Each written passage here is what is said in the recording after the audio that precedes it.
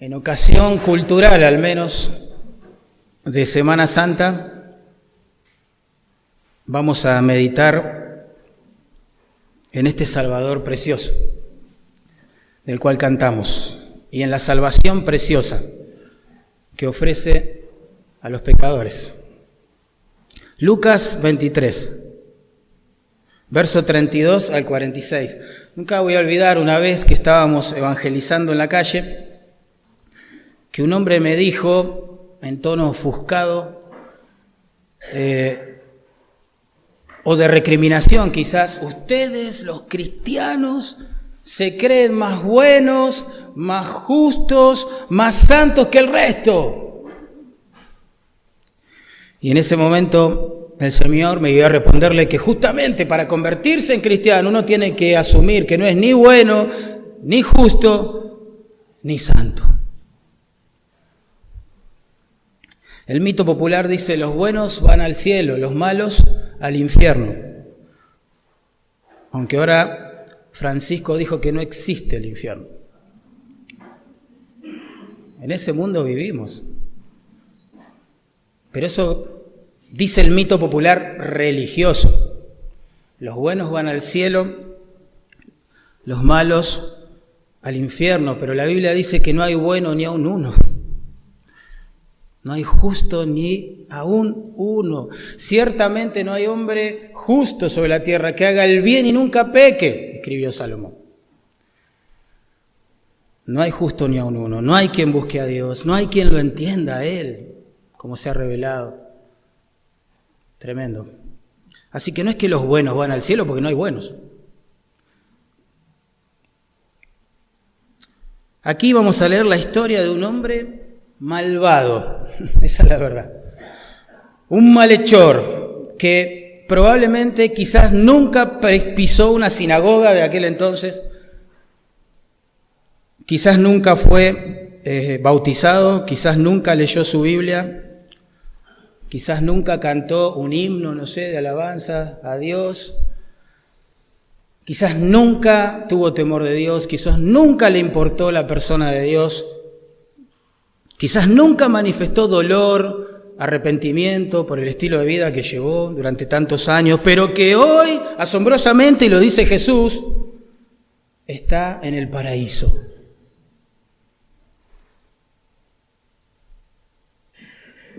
Tremendo. Yo quiero dejar a manera de proposición lo que pienso que es el resumen del propósito por el cual Dios nos deja saber de esta historia que vamos a leer. Y creo que el propósito es el siguiente: la salvación no es un diploma al mérito del hombre, es un don, en cambio, de la misericordia de Dios. Repito, la salvación no es un diploma al mérito del hombre, sino que es un don de la misericordia de Dios. Y no es la única historia de este tenor que vamos a leer. Podemos traer a la mente quizás el apóstol Pablo, quien era un furioso, acérrimo perseguidor de los cristianos, y hoy está en el cielo.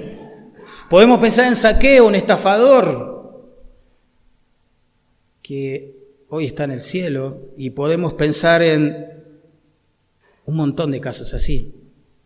Porque no es que los buenos van al cielo y los malos al infierno, porque nadie podría ir al cielo porque no hay bueno ni aun uno. La pregunta que uno debe hacerse entonces es: ¿qué va a haber malos en el cielo? ¿Va a haber gente que fue malvada en la tierra en el cielo? Y si eso es así, ¿cómo puede ser? ¿Cómo puede suceder? Bueno, vamos a leer las Escrituras. Lucas 23. 32 al 46. Dice así la palabra de Dios.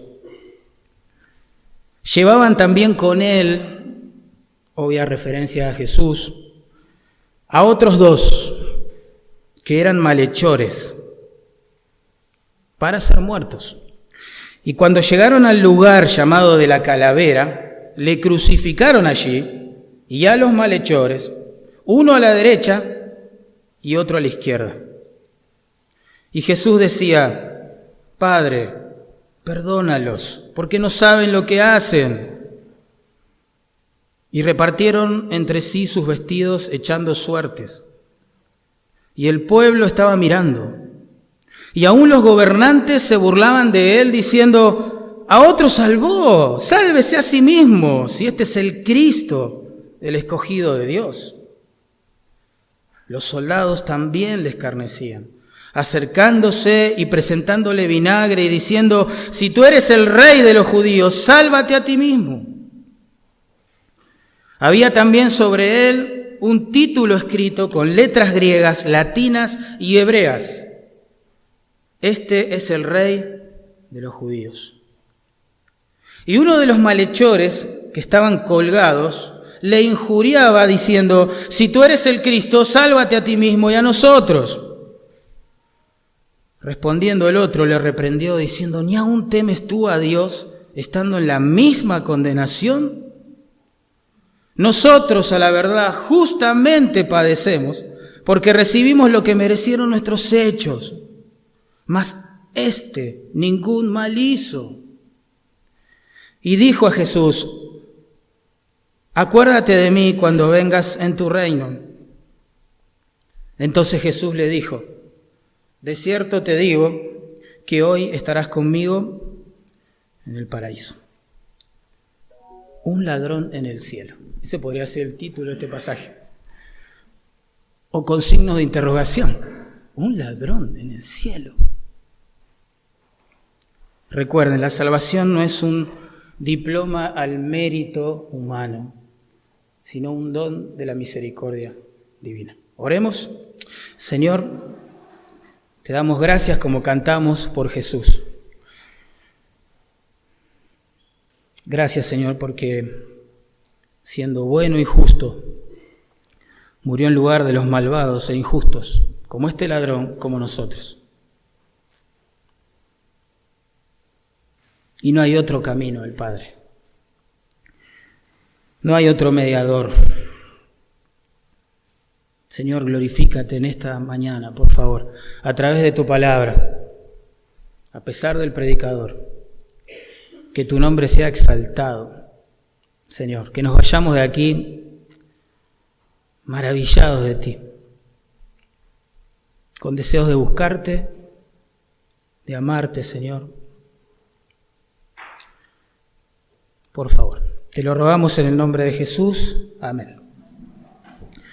Muy bien, vamos a dividir, digamos, las enseñanzas del pasaje en dos puntos principales. El primero podría ser la conversión de este malhechor, del pecador, versículos 32 al 38, y después vamos a ver la compasión del Salvador. Noten el relato en verso 32, dice que llevaban también con él, es decir, con Jesús hacia el Calvario, es la idea, a otros dos que eran malhechores. Eran malhechores. Mateo y Marcos, cuando escriben su relato respecto de esta misma historia, les llama ladrones a estos dos hombres.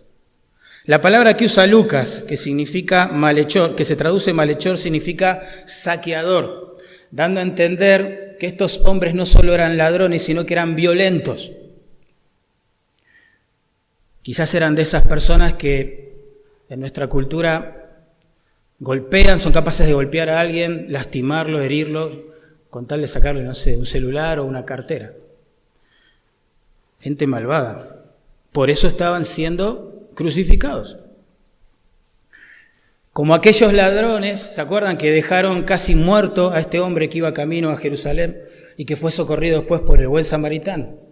Esa es la idea,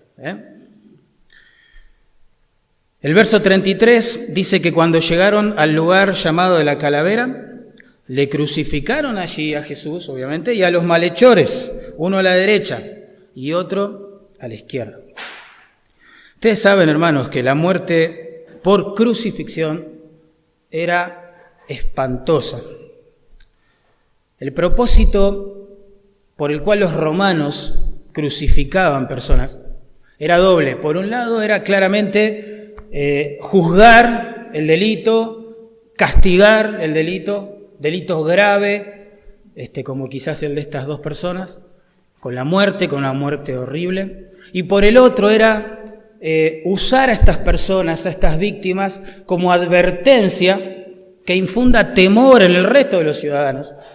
Que ni se les ocurra vivir como vivieron ellos, porque iban a terminar crucificados como terminaban ellos, o terminaron ellos. El propósito también era humillar a la víctima de una manera tremenda, inhumana. Por eso generalmente los crucificaban en lugares prominentes de la ciudad, cercanos generalmente a caminos, a lugares donde la gente frecuentaba y podía ver con claridad. La idea era que todo el mundo observara el cuadro y temiera. Lucas describe ese lugar como llamado de la calavera. En Mateo 27:33 a este mismo lugar se lo describe como el Gólgota. Y aclara Mateo que traducida esa palabra significa lugar de la calavera. Marcos, en su relato en capítulo 15, nos dice lo mismo. Así que aparentemente las tres cruces esa mañana fueron colocadas en una especie de peñasco, en un sitio un poco elevado, digamos, que mirándolo de lejos quizás tenía algún parecido con la figura de una calavera. Lo cierto es que todo el mundo pasaba por allí y todo el mundo podía ver de lejos si quería o acercarse también para contemplar este cuadro horrible. Claro, para nosotros que amamos a Jesús, nos sorprende ver los detalles con el cual los evangelistas narran este evento histórico. La idea era como que quiere generar un impacto en nosotros, porque tenemos que recrear todos los días el Evangelio y tenemos que entender todo el tiempo lo que le ha costado a nuestro Salvador tomar nuestro lugar y morir por nosotros y soportar la ira del Padre en nuestro lugar y hacerse maldición como si Él hubiese quebrantado la ley en lugar de los que la hemos quebrantado, y soportar el hecho de ser tratado como si fuera el culpable de todos nuestros pecados por su Padre, siendo Él santo y justo. Por eso en los versículos 34-38 se nos dan detalles de lo que sucedía. Dice, y Jesús decía, esto sorprende, ¿no? Padre, perdónalos, porque no saben lo que hacen. Nadie sabe lo que hacía en esa mañana, ni los soldados romanos que se burlaban de él, ni los gobernantes civiles, ni los líderes religiosos, ni el pueblo judío, ni siquiera sus discípulos sabían bien lo que estaba pasando todavía en ese lugar. Y el pueblo, dice el versículo 35, estaba mirando de forma pasiva, ¿no? Nadie se jugaba, digamos.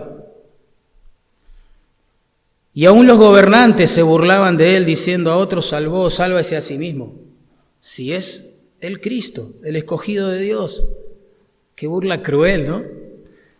Los soldados también le escarnecían, acercándose y presentándole vinagre y diciendo, si tú eres el rey de los judíos, sálvate a ti mismo.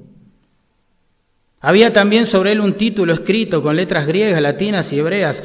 Este es el rey de los judíos, en 3 idiomas para que todo transeúnte pudiera saber cuál era la burla, la injuria y la causa injusta por la cual estaban crucificando, sin saberlo, al Señor de la gloria. El cuadro que presentan los evangelistas al narrar estos eventos es de burla total. Todo el mundo se burlaba de Jesús.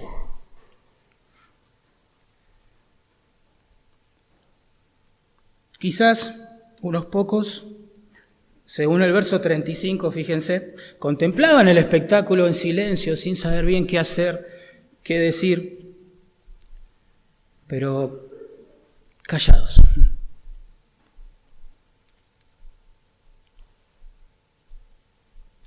Es más, todo el mundo se burlaba, pero de Jesús, no de los malhechores. ¿Se dieron cuenta de eso? Qué asombroso. Y para nuestra sorpresa, cuando leemos el relato que hace Mateo en capítulo 27 y Marcos en capítulo 15 de este mismo evento, nos enteramos que los dos ladrones se burlaban de Jesús también. No uno, los dos ladrones. Se los leo, Marcos 15, 32. Allí leemos, los que estaban crucificados, plural, con él, le injuriaban, plural, los dos. Y en Mateo 27, 44 se nos cuenta lo mismo. Dice allí la palabra de Dios, lo mismo le injuriaban también los ladrones que estaban crucificados con él. Todo el mundo se burlaba de Jesús esa mañana. Pero los sufrimientos para nuestro amado Señor habían comenzado la madrugada anterior en realidad. ¿Se acuerdan cuando Judas lo traiciona con un beso?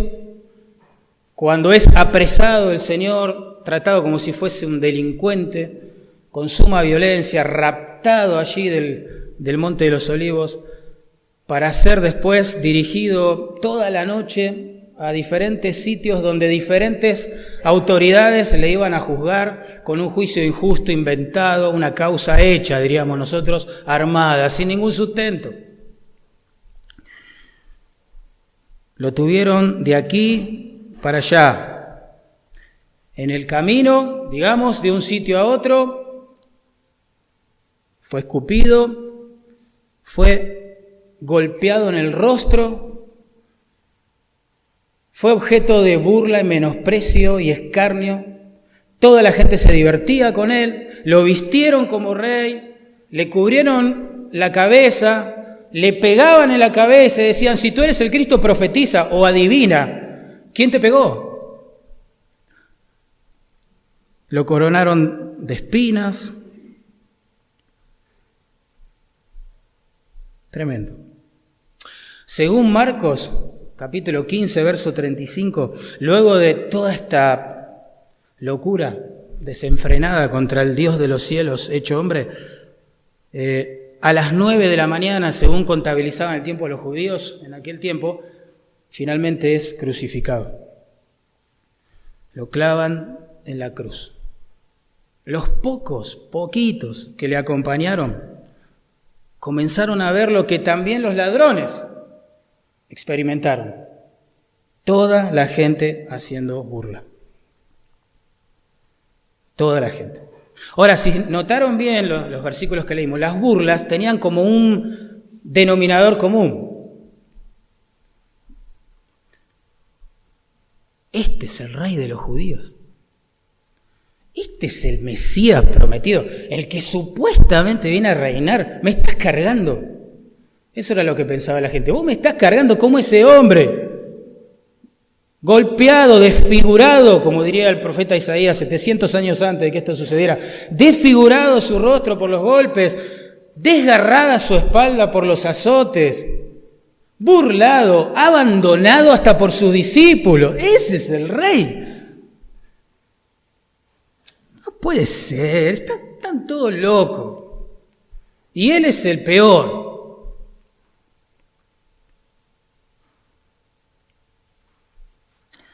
Miren lo que voy a leer, hermano. Esto que voy a leer se escribió, insisto, 700 años antes, 700 años antes, de que lo sucedido esa mañana en el Calvario se haga realidad. El profeta Isaías, voy a leer, capítulo 53 de su libro, versículos 2 y 3, dice, no hay parecer en él, ni hermosura.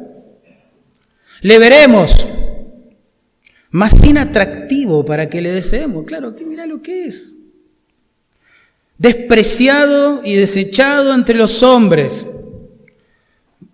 varón de dolores, experimentado en quebranto. Y como que escondimos de él el rostro, fue menospreciado y no lo estimamos. De la misma manera el salmista, unos cuantos años antes todavía, escribió en el Salmo 22, anticipando ese cuadro horroroso en el Calvario, Dios mío, ¿por qué me has desamparado? Esas fueron palabras de Jesús, ¿no? Mientras estuvo crucificado, pero aquí el salmista las escribió casi 1000 años antes de que sucedieran y comienza a describir cómo se iba a sentir el Mesías allí crucificado con estas palabras. Escuchen esto es muy fuerte. Estamos hablando del Dios de los cielos hecho hombre. Dice, mas yo soy gusano y no hombre. El contexto es, Dios siempre que la gente clamó a vos, vos lo ayudaste, pero a mí no, dice. Esa es la idea del Salmo, a mí no me desamparaste. Ahora valgo menos que un gusano. Eso es lo que está diciendo. Tremendo. Oprobio de los hombres, despreciado por el pueblo. Todos los que me ven, es lo que acabamos de leer, ¿no? Todos los que me ven me escarnecen, estiran la boca, menean la cabeza diciendo, se encomendó a Jehová, bueno, que le libre él, sálvele, puesto que en él se complacía. ¿Quién es este hombre? Un salvador. ¿Quién pensaría que un hombre totalmente desnudo, crucificado, avergonzado, abatido, menospreciado, humillado, desfigurado, podría ser el Salvador de los pecadores?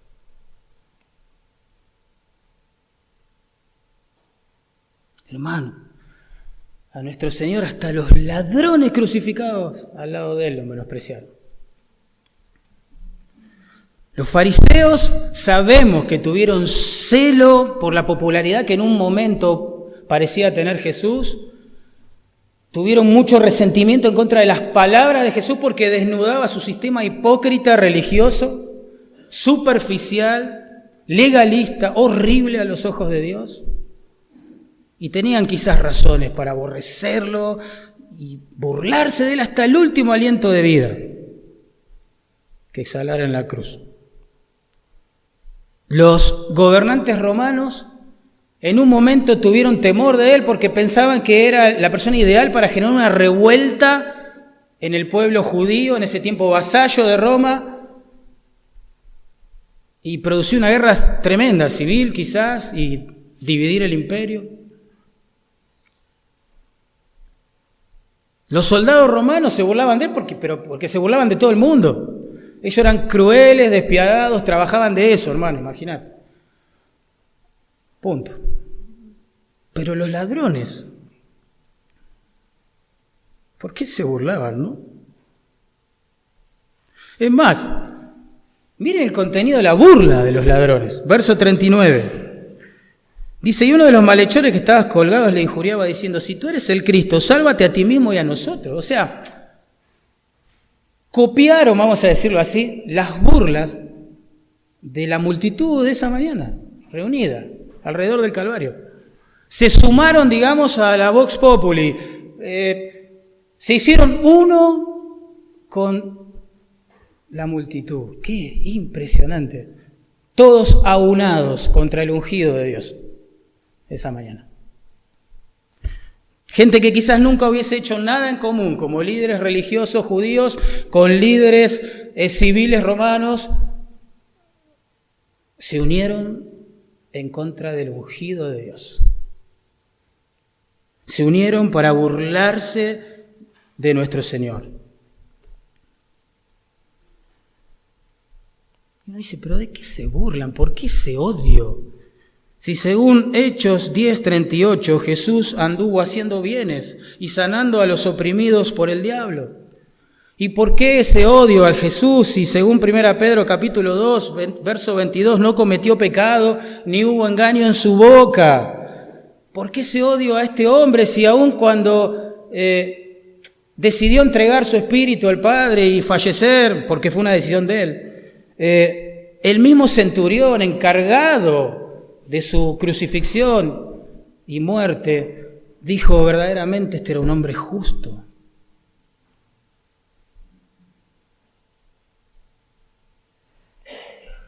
¿Saben por qué?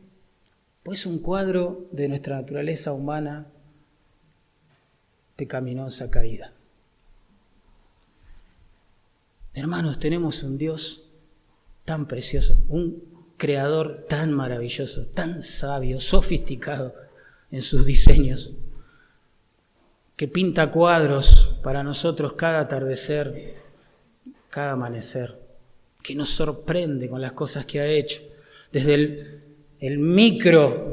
desde un microorganismo hasta las constelaciones, mostrando diseño, amor por sus criaturas, todo diseñado para que podamos vivir, respirar, crecer, comer, ser sustentados por su sol, por su lluvia. Un Dios que crucifica a su propio Hijo para no tener que crucificarnos a nosotros. Y aún así, a la gente no le importa. No le importa. A mí no me importaba tampoco. En el mejor caso, quizás algunos son como ese grupito de la multitud que contemplan en silencio, sin saber bien qué decir, qué opinar, de qué lado estar. Y en el peor de los casos, somos como esa multitud que se burla del Señor, que menosprecia su persona, menosprecia su obra, su palabra.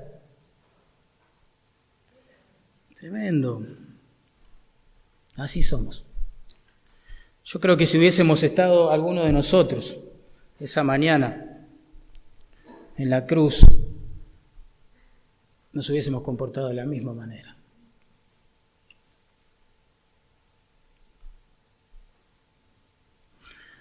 Pero noten en el versículo 39, hermanos, un milagro empieza a ocurrir, digo yo.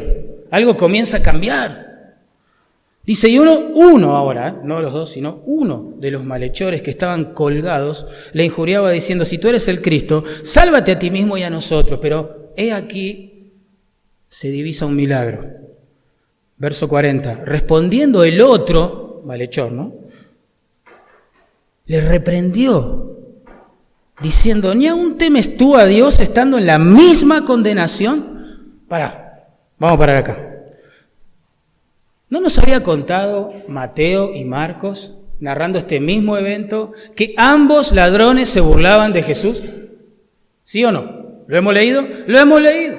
Pero ahora, de golpe, uno de los dos comenzó a ver las cosas de una forma completamente diferente. ¿Qué pasó? Algo cambió en su corazón, en su mente. ¿Qué le pasó a este hombre? Reprende a su compañero de burla, vamos a decirlo así. Se pone públicamente en contra de toda la multitud que también se burlaba del Señor. ¿Qué está pasando? Es más, por los versículos 43 y 44 acá de Lucas, sabemos que cuando Jesús le dijo al ladrón, hoy estarás conmigo en el paraíso, allí nomás, al instante, ya se hizo la hora sexta, o las 12 del mediodía. Él fue crucificado a la hora tercera, a las 9 de la mañana. ¿Se acuerdan? Y ahí, en ese momento, los dos ladrones injuriaban a Jesús. Pero algo pasó entre las 9 y las 12, o entre las 9 y las 11, no sé, entre las 9 y las 11:30. Algo pasó en este hombre. Porque pasó de ser un burlador de Jesús a defender su gloria. ¿Qué pasó? Algo hizo que cambiara su corazón hacia Jesús, ¿entienden? Su concepto de Jesús, y por ende cambió su actitud hacia Jesús. ¿Sabe cómo se llama eso en la Biblia? Arrepentimiento. Arrepentimiento. El arrepentimiento es un cambio de convicción que produce el Espíritu Santo en un pecador que hace que se vuelva a Cristo de todo corazón. Que cambie completamente su actitud hacia el Señor. Arrepentimiento en la Biblia es como girar en U. ¿Vieron cómo es la ruta? Girar en U. Uno va manejando hacia un lugar, hacia un destino, en una dirección, y de golpe gira y retoma la senda que va en la dirección completamente opuesta, y eso es el arrepentimiento. Y esto es lo que le pasó a este hombre. Iba manejando, sumado al tren de la burla de toda la multitud, sumado al tren de la burla hasta de su compañero allí, crucificado a su lado, y de golpe giró en U y comienza a reprender a su compañero, a hablar de la pureza de Jesús. ¿Qué pasó? Se arrepintió. Nosotros sabemos que el arrepentimiento es un don de Dios, pero Él usa cosas, medios establecidos para producirlo. Nosotros no estuvimos allá esa mañana para saber qué es lo que realmente este hombre escuchó o percibió para llegar a arrepentirse de esta forma. Quizás escuchó las palabras que Jesús decía, no dijo una vez, sino que decía, que están escritas en el verso 34, Padre, perdónalos, no saben lo que hacen. Vaya a saber cuántas veces Jesús dijo la misma palabra, porque el tiempo ahí verbal nos lleva a pensar en esto, que lo decía todo el tiempo. Padre, perdónalos, no saben lo que hacen. Yo me imagino al Señor de la Gloria observando a la gente, levantando su puño contra él y diciendo, Padre, perdónalos, no saben lo que hacen. Y un soldado romano ahí acercándole vinagre para que toma, Padre, perdónalos, no saben lo que hacen. Y a los malhechores burlándose de él y, Padre, perdónalos, no saben lo que hacen. Y si hubiésemos estado nosotros en esa mañana ahí contemplando y levantando el puño, o en silencio, o cualquiera sea nuestra actitud, Padre, perdónalos, no saben lo que hacen. Nadie sabía lo que hacía. Nadie sabía qué pasaba realmente ahí. ¿Saben? Los historiadores nos cuentan que generalmente las víctimas de crucifixión, vamos a decirlo así, solían pronunciar insultos degradantes a la multitud. Estaban tan llenos de odio y se veían a punto de morir, ya no había escapatoria, que querían utilizar hasta el último minuto de vida como para volcar todo ese resentimiento en aquellos que se burlaban, que les escupían, que les maldecían. Eso hacía comúnmente una persona crucificada. De hecho, los historiadores nos cuentan que no es que la crucifixión era un método rápido, ¿sí?, de ejecución, porque a veces las personas pasaban hasta 3 días colgados en una cruz. ¿Recuerdan? Porque el propósito era humillar a la víctima y inyectar temor en el resto de las personas. Y para eso había que ofrecer, digamos, ese espectáculo por mucho tiempo. En el caso de Jesús fue distinto y fue cortito todo, ¿sí? Desde las 9 de la mañana hasta las 3 de la tarde. ¿Por qué? Porque al otro día era la fiesta de la Pascua de los judíos y no podía quedar ningún cuerpo sin vida sin ser enterrado.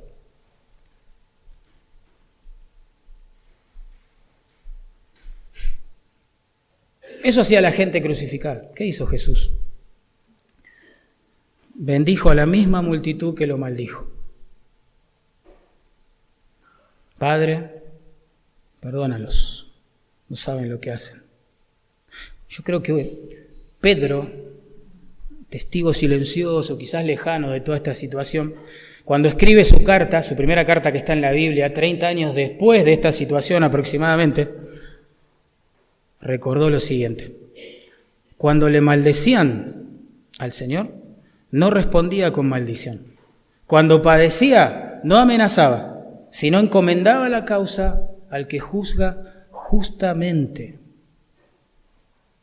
El profeta Isaías, otra vez, anticipando los hechos por la obra del Espíritu Santo, dijo: angustiado él y afligido, no abrió su boca. Como cordero fue llevado al matadero, y como oveja delante de sus trasquiladores enmudeció y no abrió su boca. Enmudeció ante la vergüenza y bendijo a sus verdugos. Pero todo esto queda, digamos, tapado en un buen hombre nada más, y uno no entiende que el que moría ahí era Dios humanado. Era aquel que siempre existió con el Padre, que no tuvo ni principio ni final, que no es que llega a existir en Belén, sino que se encarna en Belén. Y no es que termina su vida en la cruz, sino que resucita y está vivo por los siglos de los siglos como lo estuvo siempre. Sin embargo, como un corderito, enmudeció, no abrió su boca, bendijo, no amenazó. Yo creo que este hombre crucificado al lado del Señor algo percibió, quedó impactado. ¿Qué pasó? ¿Quién es este hombre? Quizás, como dicen algunos, este malhechor arrepentido de chico fue guiado a alguna sinagoga, no sé, en aquel entonces, a escuchar algo de la ley, no lo sabemos. Quizás la mamá era súper piadosa, ¿quién sabe? No sé, lo cierto es que las piezas que tenía quizás del Evangelio, de las profecías mesiánicas, no sé, las cosas que escuchó de Jesús, algunas que habrá observado, no sé, mientras él hablaba, le cerraron, y se arrepintió.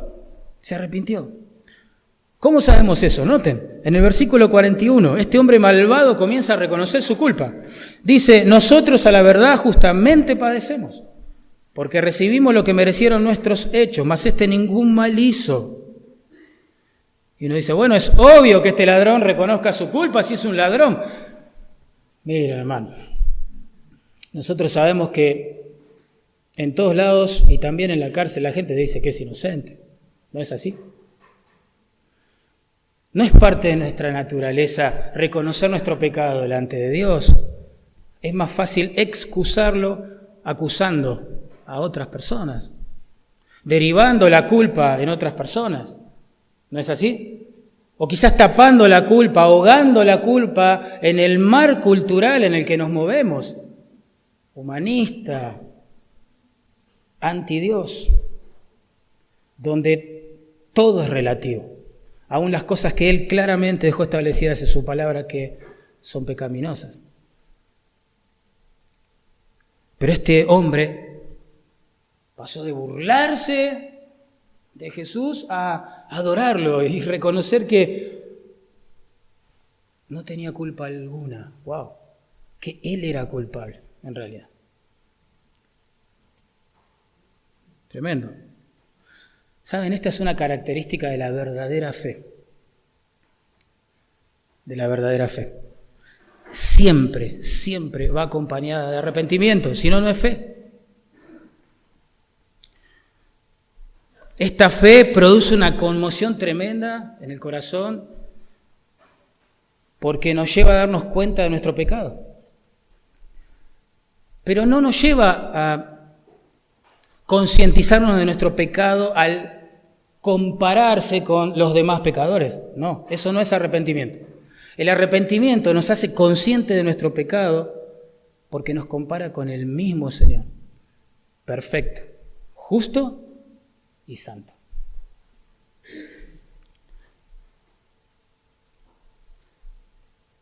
La fe verdadera nos lleva a tomar conciencia de que estamos mal con Dios, no estamos bien con Dios. Eso de sonríe, Dios te ama, no es una realidad bíblica.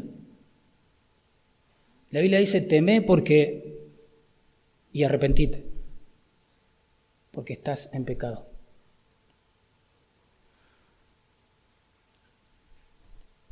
Y no lo digo desde una plataforma de santidad teatralizada, porque yo sé lo que es ser perdonado. Yo soy igual que este ladrón. Elegí otro camino pecaminoso, yo nunca robé.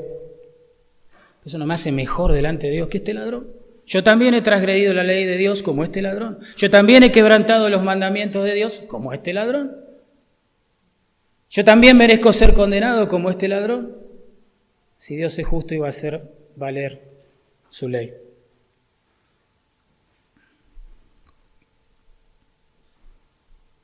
La persona arrepentida, hermano, verdaderamente arrepentida, que tiene esa fe, ese don que salva, busca a Jesús de todo corazón, desesperadamente. Aunque no sepa qué decir cuando ora o cuando le habla, no importa eso, lo busca de todo corazón.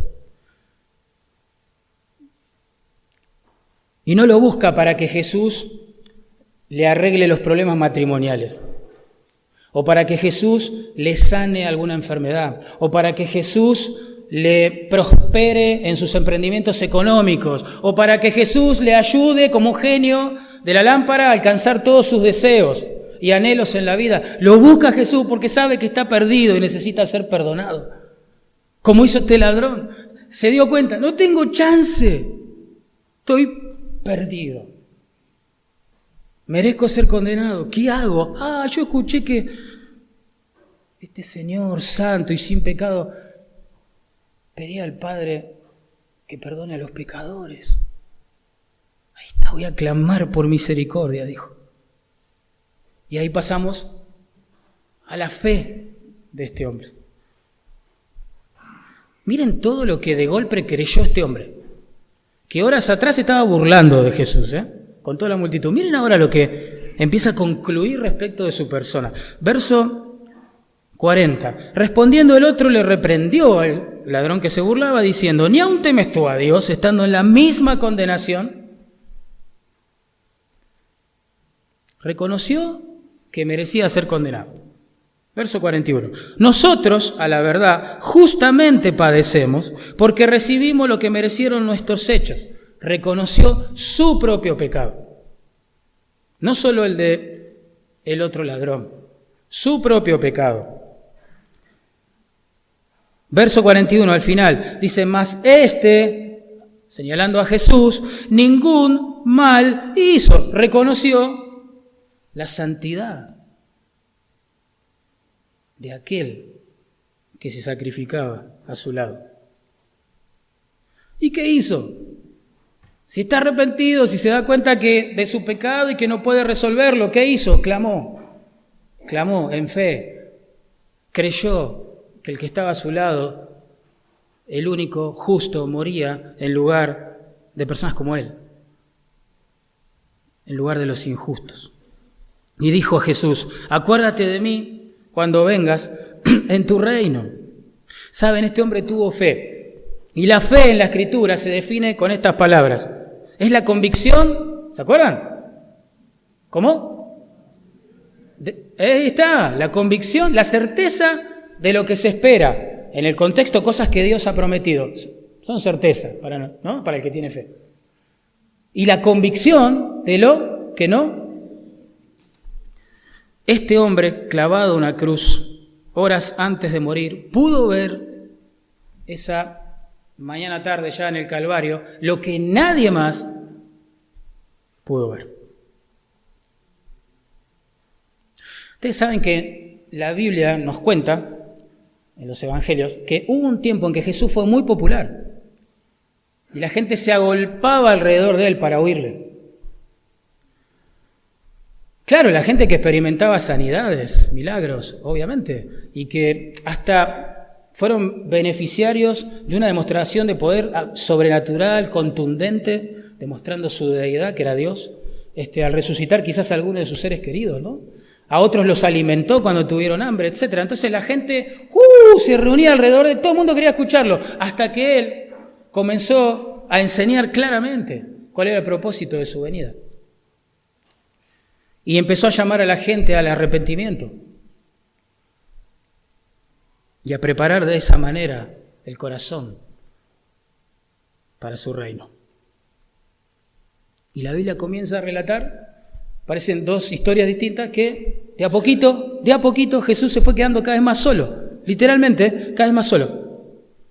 Un capítulo emblemático de esto es Juan 6, San Juan 6. El capítulo comienza con más de 20.000 seguidores, escuchen esto, 20.000 seguidores escuchándole, y termina con 12 discípulos nada más, siendo confrontados por el mismo Jesús para que decidan si ellos querían irse con la multitud también. El peor predicador de la historia, diríamos nosotros. Pasó de tener un auditorio de 20.000 personas a 12, y uno de esos 12 era Judas, quien después le traicionaría. Y los otros 11, en el momento del arresto de Jesús, huyeron también. No es que solo Pedro lo niega. Todos lo negaron, todos escaparon, todos huyeron. Todos pensaron, no es el rey. No es el rey. Mira, la gente cada vez se aleja más de él, son menos los seguidores. ¿Sobre quién va a reinar? ¿Qué reino? ¿De qué está hablando? No es el rey. No es el rey. Y yo me imagino la decepción en ese monte de la calavera, en el Gólgota, de esta gente que lo dejó todo por él, estos poquitos, como siempre, que lo dejaron todo por él, contemplándolo agonizar, morir, ser vituperado, burlado por todo el mundo, diciendo, pero era el rey, ¿cómo es? Prueba de que esto es así, la desazón de los discípulos, es que cuando Jesús murió, lo primero que hicieron fue volver a su trabajo antiguo. Se fueron a pescar, otra vez. Dijeron, bueno, chao, sonamos. El maestro murió, se fue, chao. Se acabó todo. Nadie vio lo que este ladrón vio, ¿entienden? Esa mañana. O mediodía, no sé. Las multitudes le iban abandonando. Muchos volvieron atrás y ya no le seguían. Yo a veces me pregunto también si aún algunos de aquellos que fueron sanados o bendecidos por Jesús no estaban siendo parte de esa multitud, ¿eh? Que por temor al hombre se callaron o se sumaron a las burlas y a los comentarios. Qué tremendo. Qué tremendo.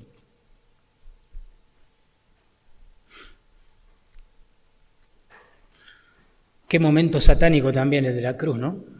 Cómo era tentado a bajarse de la cruz el Señor, se dieron cuenta todo el tiempo. Si eres el Hijo de Dios, salvate, bajate, salvate a vos mismo. Y uno se pregunta si lo hubiera hecho, ¿no? Él tenía el poder para hacerlo. Él dijo, mirá, yo podría orar al Padre y Él enviaría miles de ángeles y acá no queda nadie con vida. Y yo me vuelvo a casa, a la gloria. Total, no es mi pecado el que estoy llevando, es el pecado de todos ellos que se burlan de mí. Padre, no es mi pecado, quiero ir a casa a gozar de la gloria y de la comunión eterna que siempre tuve contigo.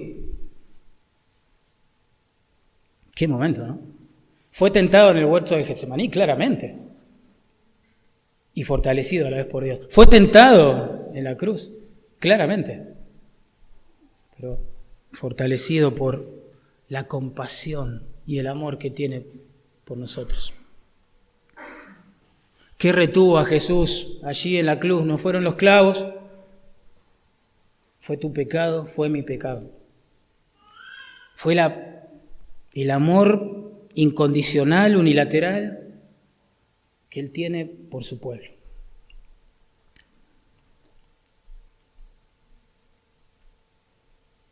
Pero nadie, hermano, ¿me entienden, no? Nadie vio esa mañana lo que este ladrón, con los ojos de la fe, pudo llegar a contemplar. Es más, un tiempo atrás, al ver que la gente cada vez dejaba más solo a Jesús, aún Juan el Bautista comenzó a preguntarse si realmente él era el Mesías o no. Tremendo. Y según la Biblia no va a haber otro más grande que él en el reino de los cielos. Tremendo. Nadie pudo ver en ese hombre desnudo, humillado, vituperado, golpeado, ensangrentado, desfigurado, menospreciado, abandonado a la total soledad, a un Salvador. Nadie salvo ¿quién? Un ladrón, un malhechor, un hombre que era un hacedor de males, eso significa la palabra.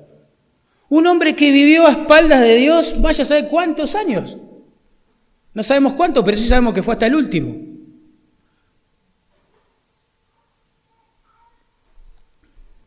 Este hombre empezó a temer a Dios y le dice a su compañero, ¿no temes tú a Dios? No lo podía creer. Y dice, ¿vos no temes a Dios?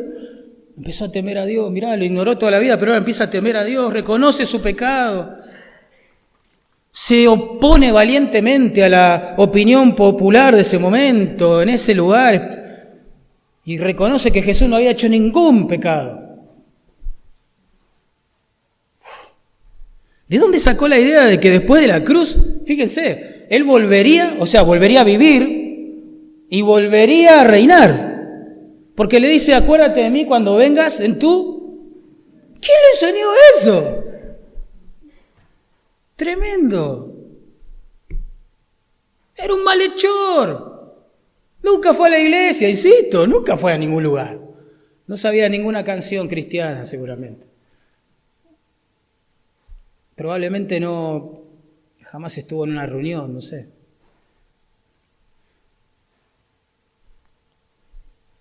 Sin embargo,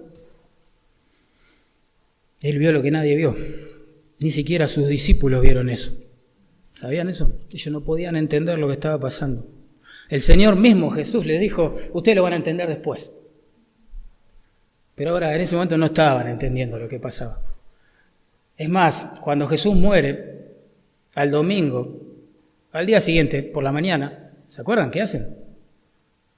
Van a llevar especias aromáticas para ungir un cadáver. No fueron a buscar a alguien vivo, fueron a ungir un cuerpo. Por eso cuando los dos discípulos de Emaús van caminando y se preguntan, pero ¿qué pasó allá en Jerusalén? ¿Quién será el crucificado? ¿Será? ¿No será? Y no sé, yo escuché que dijo que iba a resucitar, no sé. El Señor se les aparece, les explica por todas las Escrituras quién era Él. Y les dijo, ustedes son tardos de corazón para creer lo que decían los profetas. Que el Cristo tenía que morir, ser sepultado y resucitar victorioso al tercer día. Y es necesario que ahora los que creen prediquen este evangelio, esta buena noticia, por todo el mundo. Si Jesús los increpa de esa forma es porque ellos también estaban confundidos. No había nadie, ¿entienden lo que quiero decir? Nadie que comprendía lo que estaba sucediendo. Es impresionante. Pero cuando el Salvador quiere salvar, salva. Y eligió, digo yo, como prototipo de pueblo suyo, como el pionero que entró con él después a la gloria, ¿no? A un malhechor. No eligió un fariseo, al religioso representativo, al paradigma de la religión, digamos, de aquel entonces. No, ni un sacerdote, ni una persona importante, adinerada, no, él dijo al ladrón, hoy estarás conmigo en el paraíso. A lo vil y a lo menospreciado del mundo escogió Dios para avergonzar a los sabios, a los fuertes. La Biblia dice claramente que en su propia sabiduría el hombre nunca va a poder alcanzar a Dios. Jamás. Por eso a Dios le agradó salvar a los creyentes por la locura de la predicación. Gloria a Dios. La salvación de las almas es mérito absoluto de su gracia. No se basa en la condición económica del hombre, no se basa en la religión del hombre, no se basa en la cantidad de buenas obras que hagan los hombres, no se basa ni siquiera en rituales que se pueden hacer aquí adentro, como el bautismo, tomar la Santa Cena, estar en un culto, tocar la guitarra para el Señor y esas cosas. No se basa en nada de eso. Nada. No es por obras, para que nadie se gloríe delante de Él. Es por gracia.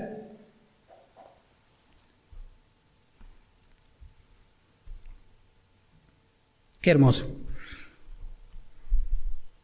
Hermanos, nosotros tenemos que entender hoy lo que entendió ese ladrón aquella mañana, tardecita.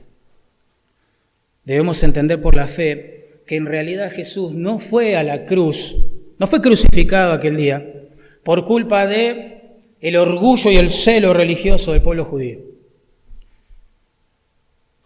No es que Jesús aquel día fue crucificado por culpa de la demagogia de Herodes, que quiso agradar a la multitud entregándoselo a Pilato. Tampoco fue crucificado Jesús por causa de la crueldad de los romanos, que le encantaba hacer eso. Tampoco fue crucificado por culpa de la cobardía de Pilato, que como hoy se lavó las manos frente a Jesús. Él fue crucificado, escuchen bien esto, porque quiso. Hermoso y maravilloso a la vez. Él fue crucificado, escuchen por favor bien esto, porque su Padre lo ofreció en sacrificio. Por eso la Biblia identifica a Jesús como el Cordero de Dios, que quita el pecado del mundo. Es decir, Dios Padre ofrece a Dios Hijo. Yo tengo 3 hijos. Los amo, daría mi vida por ellos, no entiendo esto. Encima ofrece a su Hijo por gente que, como nosotros, ni siquiera habíamos nacido, que no vimos importante que Él hiciera un sacrificio así, que no nos importó que lo hubiera hecho. Y quizás hasta el día de hoy, quizás ni te importa.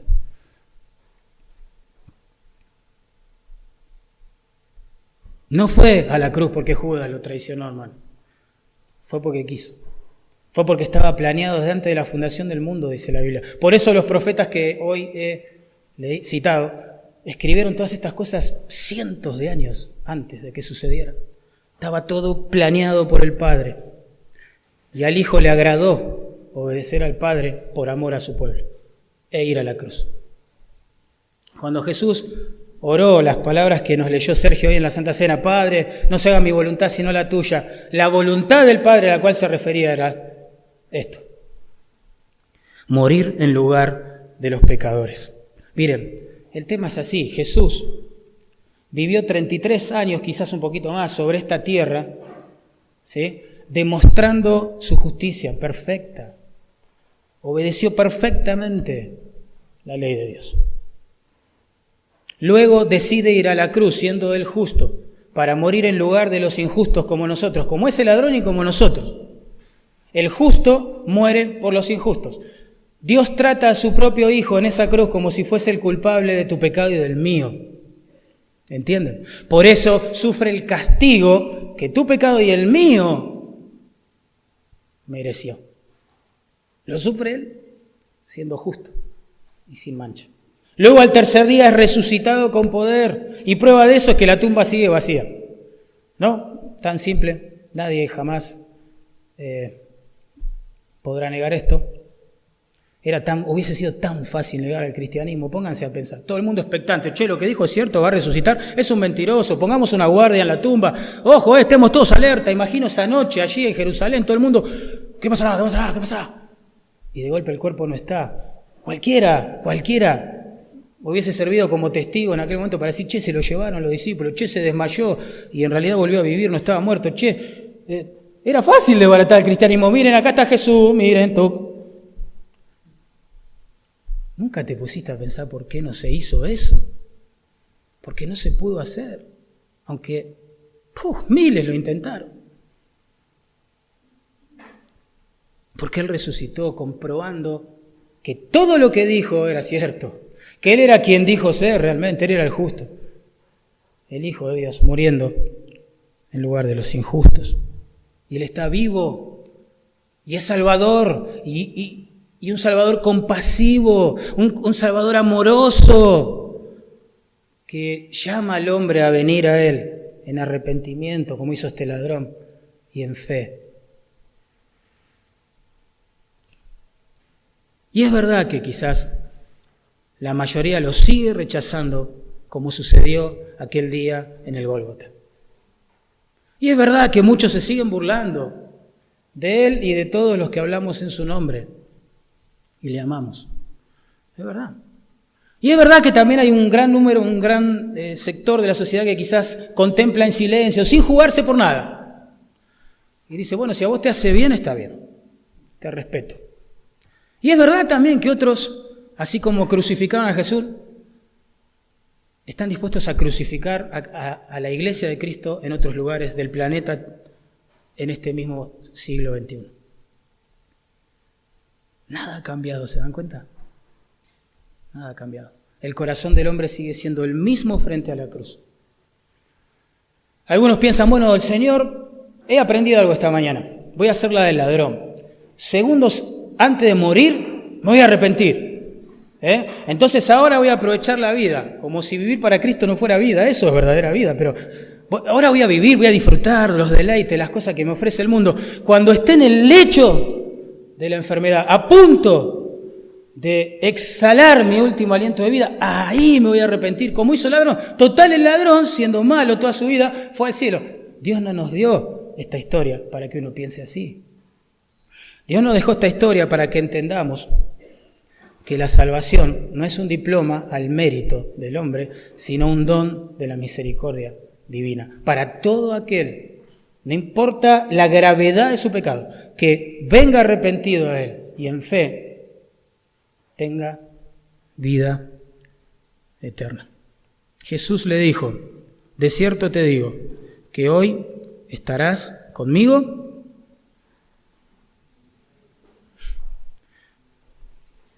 Una vez hablando de este ejemplo, una persona me dijo, bueno, pero él no dio fruto, ¿cómo sabes que fue salvo? Viste que somos complicados los creyentes. ¿Cómo sé? Porque el Señor ha prometido. Le dijo, hoy estarás conmigo. Y en segundo lugar lo sabemos porque sí dio fruto. Y vos decís, ¿pero qué fruto puede dar ese hombre? Si no pudo bajarse de la cruz, ir a la iglesia, hacer ministerios, cantar, predicar, no sé. ¿Qué fruto dio? Frutos de labios que confesaron el nombre de Jesús. Porque Pablo explicó en Romanos 10:10 que con el corazón se cree para justicia, es decir, para ser salvo y experimentar, recibir la justicia de Cristo, que es suficiente para entrar al cielo, pero con la boca se confiesa para salvación. ¿Sabés qué enseña ese versículo? Lo que pasó en la cruz con este ladrón. Que el que cree en su corazón y es salvo, lo confiesa. Lo confiesa. ¿Y no es lo que te pasó a vos si experimentaste el milagro de la salvación? Hermano, la palabra Dios no era parte de mi vocabulario, lo digo con vergüenza, durante 16 años. Biblia, santidad, justicia, Cristo, Espíritu Santo, cruz, qué sé yo. No eran parte de mi vocabulario, ni de mi vida, ni de mis pensamientos, ni de mi interés. Pero cuando el Señor quiere salvar, salva.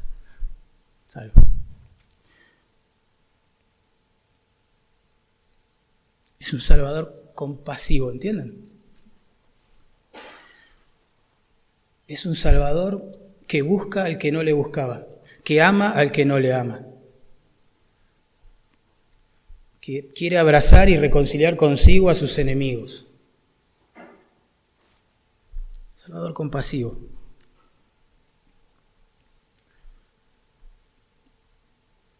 Y uno dice, bueno, pero el ladrón no hizo la oración correcta.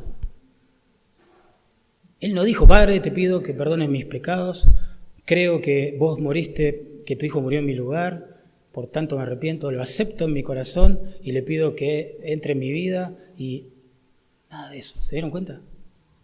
¿Se dieron cuenta de eso? No dijo nada de eso. Dijo lo que le salió. Dijo, acuérdate de mí cuando vengas en tu reino. ¿Cómo hay que orar para ser salvo? Yo ya, listo, el Señor me convenció de mi pecado, estoy arrepentido, veo que Jesús murió en mi lugar y me ama, no lo entiendo, pero lo creo.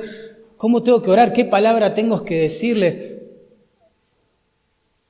La salvación no se produce por decir una oración o la oración correcta, sino por confiar y acudir a la persona correcta.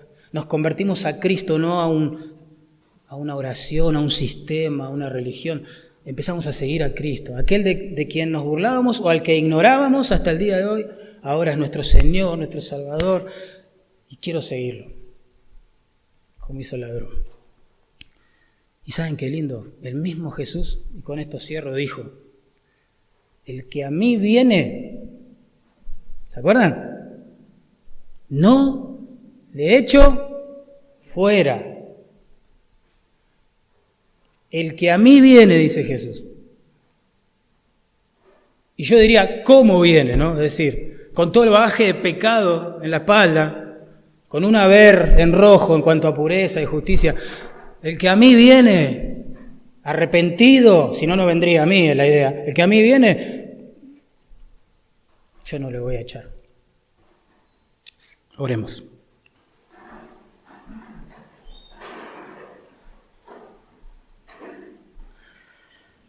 Alguien dijo, nuestro pecado es grande, grande, pero su gracia es mayor.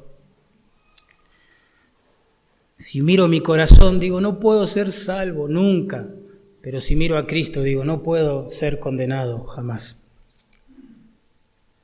Es cierto, quizás nos burlaríamos en el Calvario con aquella multitud. Es cierto, quizás estaríamos en silencio. Sí, es cierto.